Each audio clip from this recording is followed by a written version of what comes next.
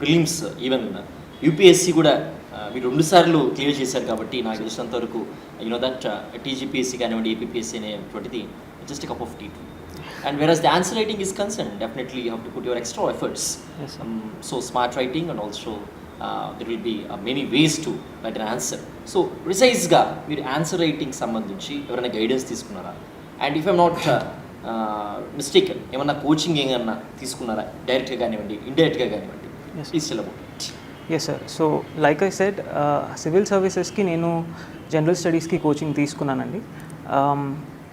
ఆ కోచింగ్లోనే answer writing guidance was also a part of that coaching. So నా basic answer writing guidance అంతా అక్కడి నుంచే వచ్చింది.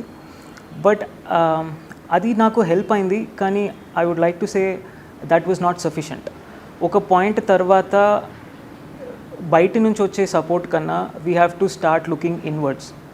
అంటే మన స్ట్రెంగ్త్ ఎక్కడ ఉంది, మన స్కిల్ ఎక్కడి వరకు ఉంది, ప్రీవియస్ ఇయర్ టాపర్స్ ఎట్లా రాస్తున్నారు, దానికి కంపారిటివ్గా నా ఆన్సర్స్ ఎట్లా ఉన్నాయి, ఇదంతా కూడా ఒక ఇండివిజువల్ గేమ్ అండి. అది ఎవరిది వాళ్ళే అనలైజ్ చేసుకోవాలి.